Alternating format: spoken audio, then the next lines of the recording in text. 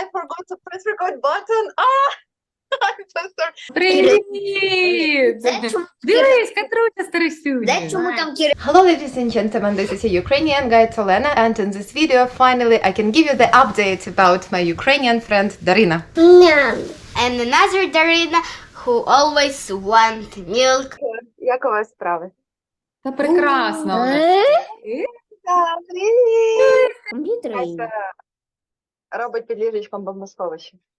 А ми печиво зробили. Тріснути. Тріснути? Тріснути воно називається. Клас. А ми було таке видно. робили.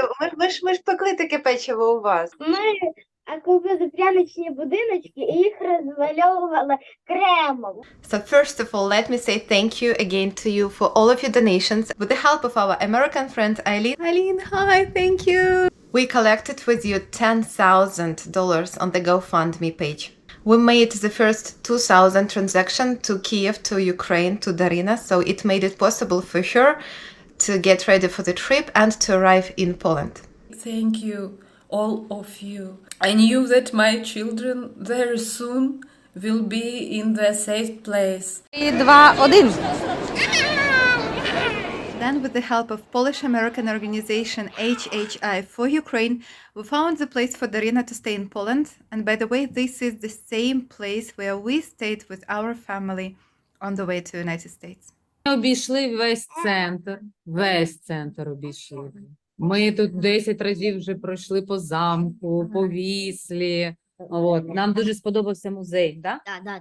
Well, back in November, we stayed in Poland for 10 days. Daryna needs to stay there for longer because when she get to Poland, she was not yet approved for the program Uniting for Ukraine. Well, basically there was a problem with passports because passports the children had would expire in April next year.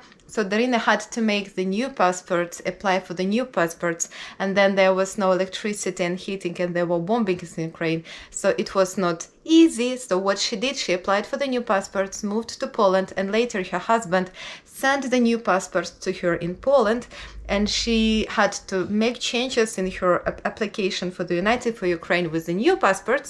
Finally, last week, the new passports were approved, submitted.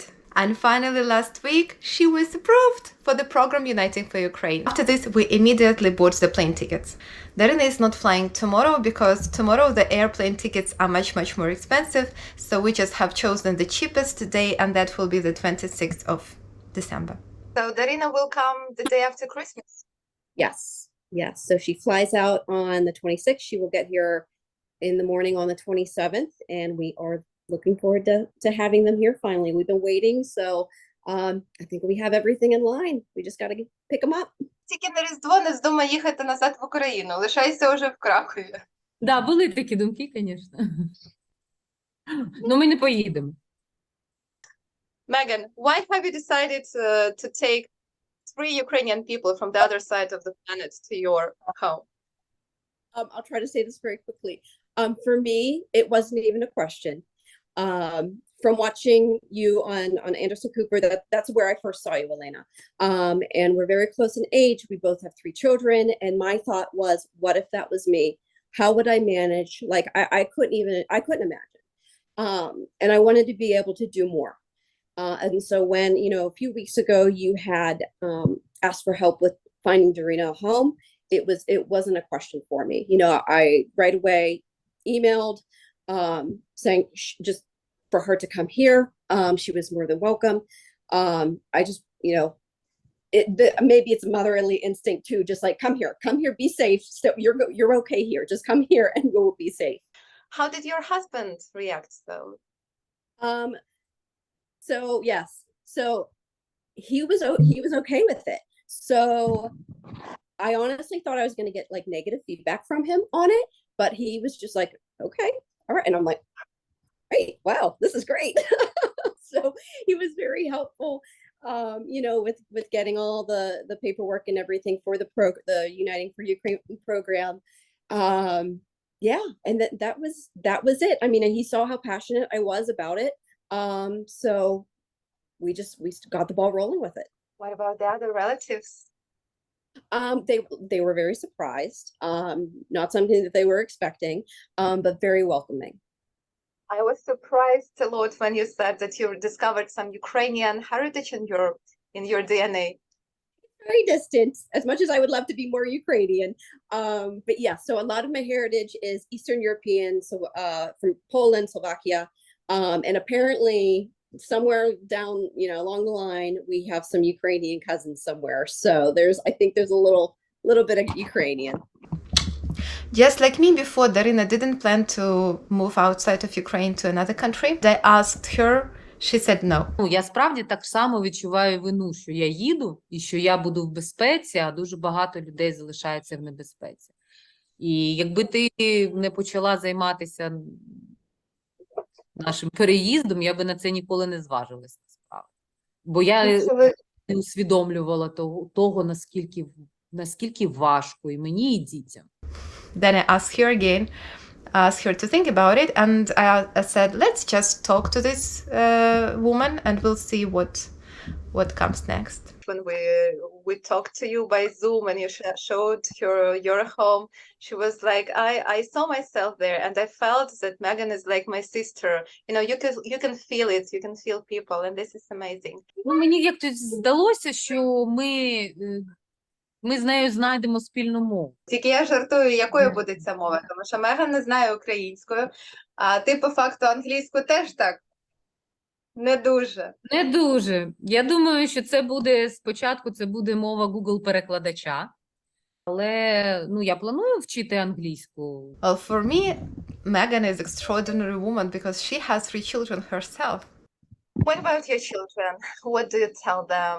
My 2 youngest are 3 and 1, so they really don't know. They don't, they don't get it. But I mean, they'll love having more kids here. I know that. My oldest, who is 12, he's not very expressive, and he's pretty, kind of like keeps to himself. But he seems, for him, like kind of excited about it when I talk to him about it. And he's a great big brother, so I think he's going to do really well with Kirill and Elena, and making them feel welcome and part of the family. I know you know it yourself, but it will not be an easy thing sometimes because children are very traumatized. They will have to deal with the trauma, and sometimes it will look like they misbehave, but this is the way that stress goes out of them. This is what we are dealing with right now with 2 adults trying to take care of 3 children. Most of our time is given to kids. Just a little example, this is Katya's bed where she slept, and she made a bomb shelter under her bed. And this is the Taras, he has like the same under his.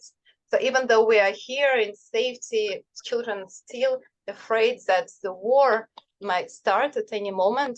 They lost the basic feeling of safety and the basic trust into the world.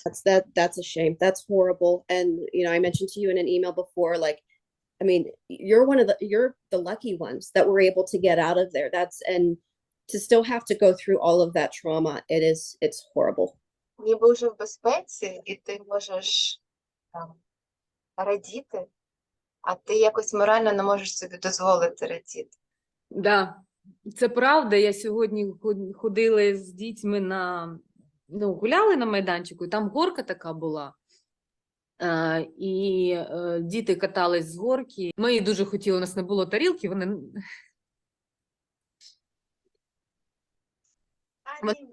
скатувались. Я їм пообіцяла, що я їм обов'язково куплю тарілку для того, щоб вони могли кататися. Їм все одно було весело, але я дивилася на ті родини, які настільки раділи цьому снігу, вони настільки сміялися, і дорослі, і діти, що я не могла заспокоїтися, я відійшла, просто плакала, тому що мені дуже шкода українців, які не можуть радіти зараз. Вони в переважній більшості ми розучились радіти, тому що занадто багато болю навкруги. І цьому треба вчитися заново. Коли почалася війна 2014 року ще, тоді ти зі своєю сестрою ви допомагали біженцям зі Сходу України, які тікали від Путіна, від росіян, від війни, яка вже тоді 8 років тому почалася в Україні. І ти тоді приймала сама біженців. Чи могла ти тоді подумати, що сама станеш біженкою буквально через 8 років? Ні. Ми очікували війни, але ми не вірили в це. Про те, що почнуть настільки повномасштабне вторгнення, справжню війну, жорстоку, терористичну війну. Про це ніхто не вірив. І в ті там 2 тижні, які ми провели в окупації в Київській області, це стан абсолютно сюрреалістичний, це сюр повний. Ти не розумієш, як це? Ми 30 кілометрів від Києва знаходимося, і навкруги росіяни, стоять їдуть танки. Найбільша колона, яка проходила повз нас, 100 кілометрів танків. Колона, яка йшла на Київ. 100 кілометрів колона. Я не повірила в це. What preparations you made to meet her? We got the bedrooms situated since Darina is since the kids don't feel comfortable sleeping alone. We made arrangements to be able to put them all in one bedroom so they can stay together. Eventually, if the kids want to stay with my 3-year-old, who he has it's like a bunk bed, but you can fit three different beds there. They can maybe eventually stay with him, and then Darina can have her own bedroom to finally, I know that since the war started, they haven't been able to sleep alone yet. So hopefully, eventually, once everybody feels comfortable, she'll be able to have her own space again. У тебе лишилися батьки, так? Сестра? Як вони? Батькам важко, реально важко фізично, тому що мамі, наприклад, 74 роки. Сестра з чоловіком і тато середніх дітей Лесіних. Вони воюють. Це твоя сестра, у неї 5 дітей, Да. 3 з них неповнолітні. Вона пішла в армію, вона пішла на війну. Вона пішла на війну, зараз вона отримала сертифікати, вона як медик. Ще не говорила з Ігорем ні разу. Він там мене не з своїм чоловіком. Він мене не зненавидів за те, що я його родину евакуюю з України. Та ні, він спочатку категорично сказав, ні, і ти що, яка Америка, це дуже далеко. Але потім він якби навпаки, він радий, що ми поїхали. Ми кожен день спілкуємося по месенджеру з ним, діти з ним там.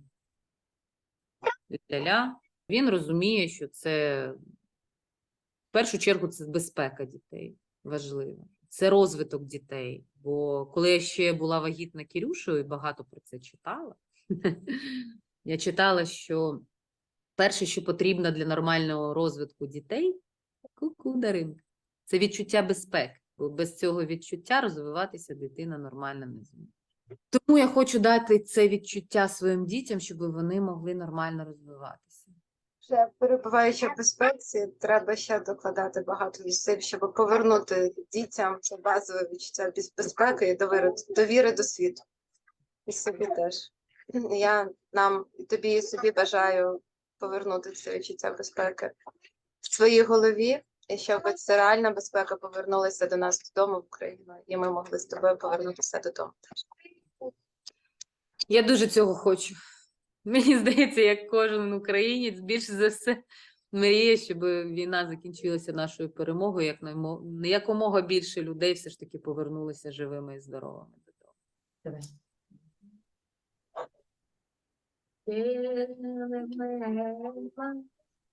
України, ні слава, ні воля, ще нам, браття, українці, усміхнеться воля.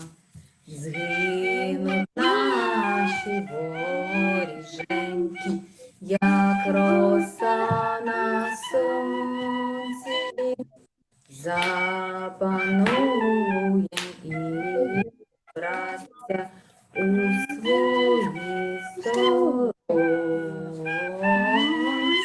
душу тіло положим за нашу свободу.